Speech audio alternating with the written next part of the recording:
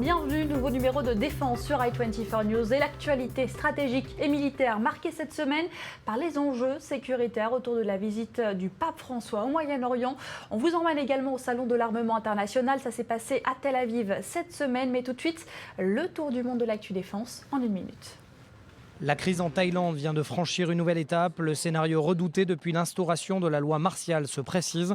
Le chef de l'armée de l'air a annoncé un coup d'État en direct à la télévision. L'armée prend donc le contrôle du gouvernement dans ce pays qui a déjà connu 18 putschs ou tentatives de putsch depuis l'instauration de la monarchie constitutionnelle en 1932. Les manifestations de ces derniers mois ont causé la mort d'au moins 28 personnes et blessé 700 autres.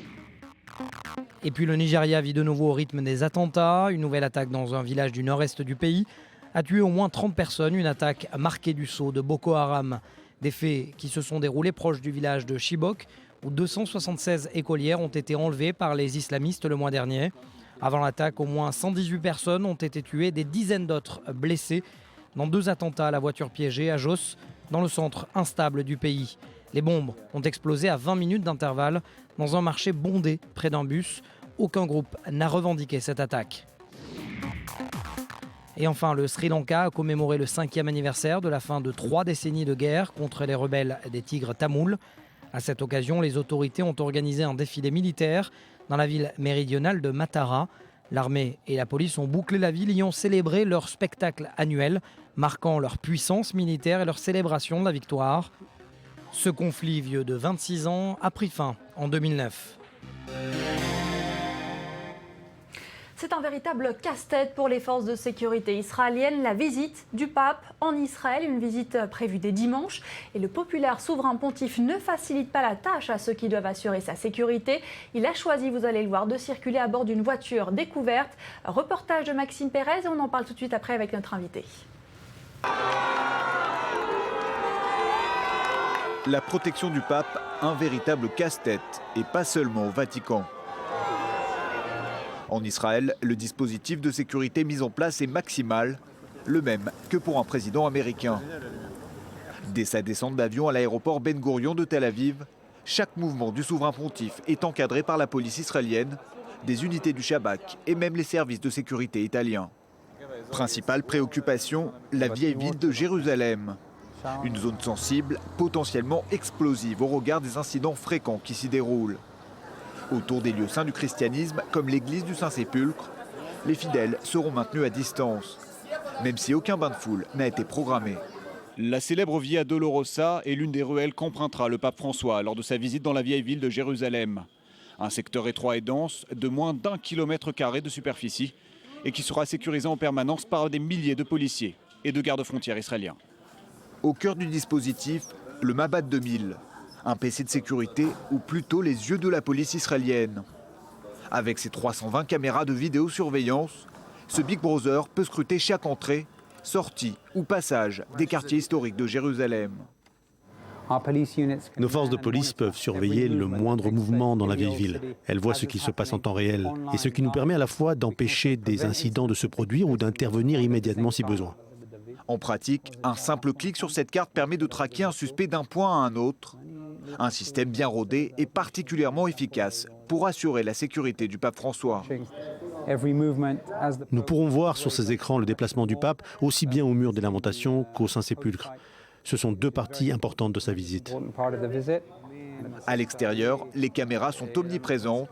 Elles offriront un précieux soutien aux hélicoptères de la police qui survoleront constamment les murailles de Jérusalem. Lors de la venue du pape Benoît XVI en 2009, aucun incident ne s'était déroulé en Terre Sainte. C'est à ce parcours sans faute qu'aspirent de nouveau les forces de sécurité israéliennes. Et on continue d'en parler avec le député David Sour, ancien commandant de la police des gardes frontières et spécialiste de la lutte antiterroriste. Bonsoir. Shalom uvracha. Alors bonsoir. Vous êtes bien placé pour parler des enjeux sécuritaires de cette visite en Terre Sainte parce que vous étiez vous-même en charge de la sécurité du pape Jean-Paul II lors de sa visite en Terre Sainte. C'était en 2000. Racontez-nous comment est-ce qu'on se prépare à une visite d'un tel niveau. Les visites du pape sont toujours définies en tant qu'avec un niveau sécuritaire très élevé. C'est un événement très important Donc nous y préparons avec beaucoup de détails. Ça faisait 40 ans qu'un pape n'avait pas visité Israël. Donc là maintenant on est dans une routine, mais aujourd'hui il y a eu la visite de Benoît XVI et à présent le pape François, le pape actuel. C'est une très très grande opération, mais ils se rendent en Israël pour une période de temps beaucoup plus réduite, alors qu'à l'époque Jean-Paul II s'était rendu en Israël pour une période d'1 semaine. Il a fallu fermer hermétiquement des routes, il a été dans le nord. Il a été dans la vallée du Jourdain et à Jérusalem. Aujourd'hui, le pape se rendra qu'à Jérusalem et à Bethléem, mais bon, c'est en dehors des responsabilités des autorités israéliennes. Alors vous parlez de routine, mais il y a tout de même une nouveauté. On l'a dit, le pape qui ne facilite pas la tâche à ceux qui doivent assurer sa sécurité. Il tient à prendre 2 bains de foule à bord d'une voiture découverte. Il ne veut pas d'une voiture blindée. À quel point est-ce que ça peut compliquer la tâche des services de sécurité israéliens ? Sans entrer dans les détails, mais à l'époque, Jean-Paul II, par exemple, il y avait une complexité par rapport à sa situation physique. Il était limité physiquement, il fallait organiser un déplacement car il n'était pas mobile. Contrairement à Jean-Paul II, François veut un bain de foule, il n'a pas de problème physique. Donc effectivement, ça pose un problème au service de sécurité. Il y aura 10 000 policiers qui seront déployés sur place, car à chaque endroit où le pape se rendra, il faudra que le lieu soit hermétique, presque aseptisé, stérile. Voilà, donc le lundi, il y a souvent des communions religieuses qui sont organisées au mur des lamentations. Il faudra donc bien s'y préparer, mais le mur des lamentations, il faudra qu'il soit libéré pour le pape, pour en permettre son entrée, comme au mémorial de Yad Vashem, au mémorial de la Shoah. Il y a une grande complexité, mais il faut respecter la volonté de notre hôte, en l'occurrence le pape François. C'est une grande fête finalement. Une grande fête, et vous l'avez cité, ces nombreux endroits où il va se rendre. Selon vous, quel va être le moment le plus critique? Est-ce que c'est le moment où il est dans les airs, sur terre, à bord de la voiture? Quel est le moment où il faut être à tout prix vigilant, même si bien sûr il faut l'être tout le temps, mais quel est le moment le plus critique selon vous? Évidemment, le mouvement aérien est sécurisé, beaucoup plus facile à sécuriser, parce que les risques de heurts sont beaucoup plus réduits. Lorsqu'il marche à pied, lorsqu'il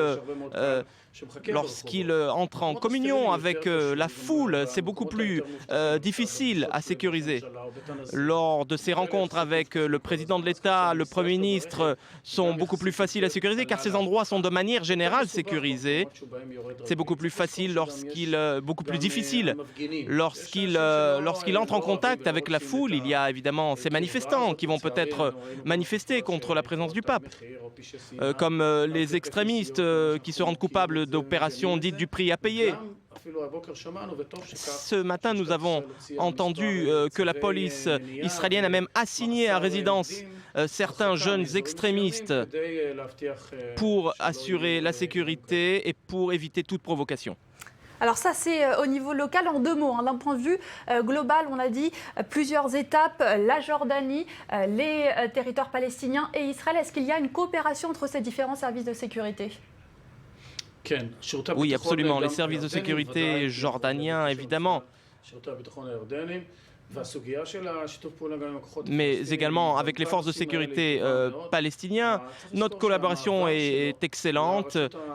Le passage de l'autorité palestinienne vers Israël,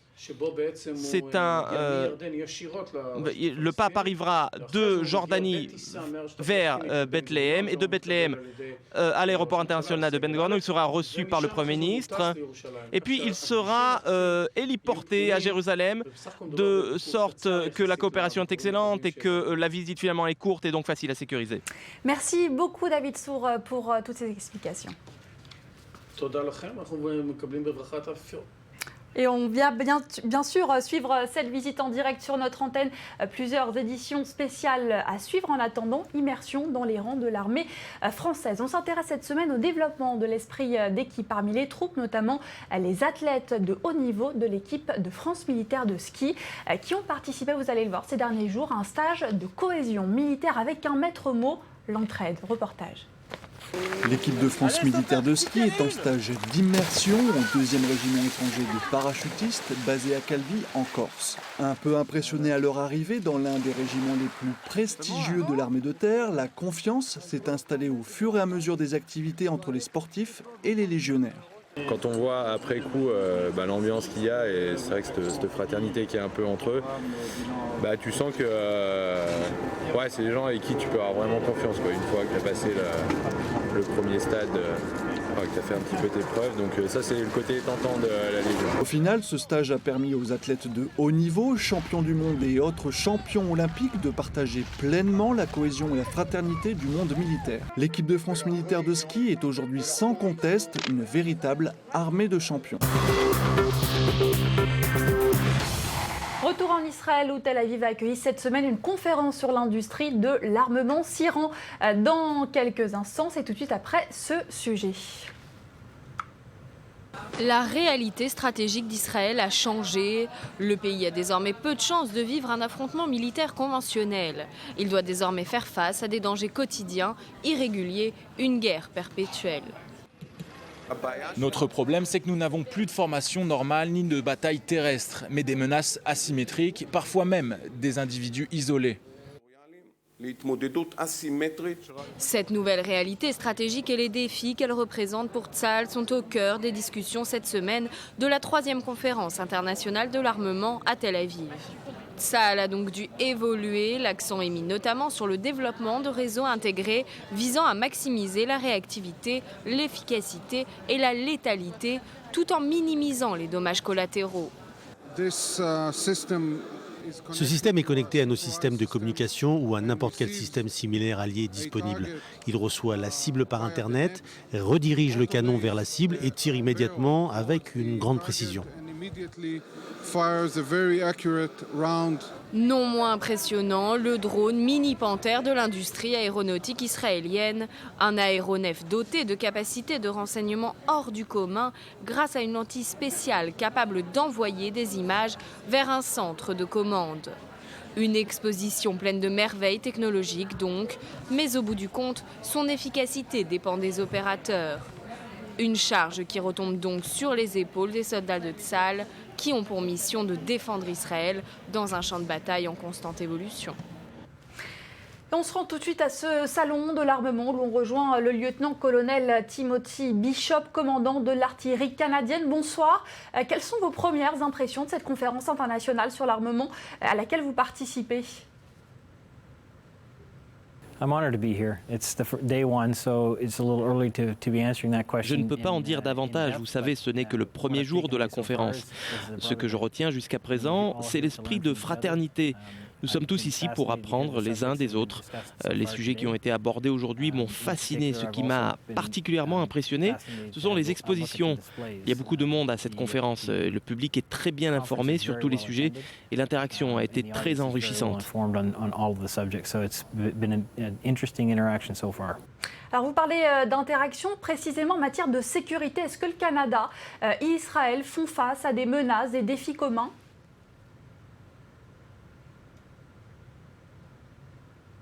Les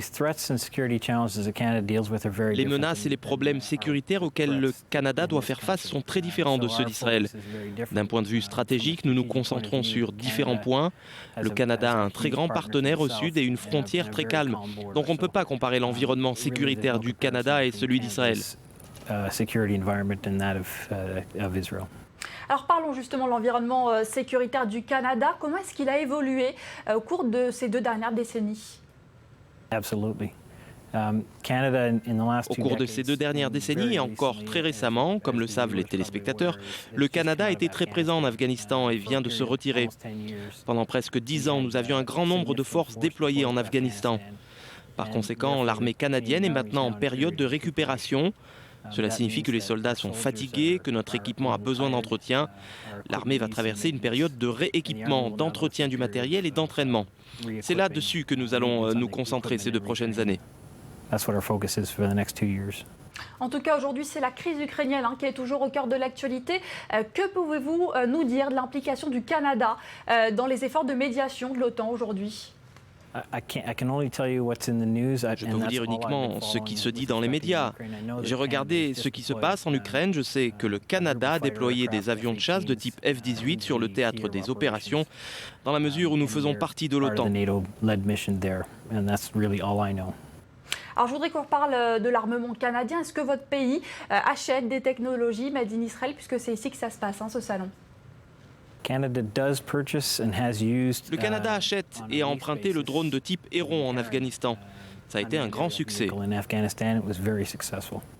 Merci beaucoup, lieutenant-colonel Timothy Bishop, en direct donc de ce salon de l'armement à Tel Aviv. C'est la fin de cette émission. Merci à vous de l'avoir suivi. Je vous retrouve dès la semaine prochaine pour une prochaine immersion au cœur de la planète défense. Soyez là.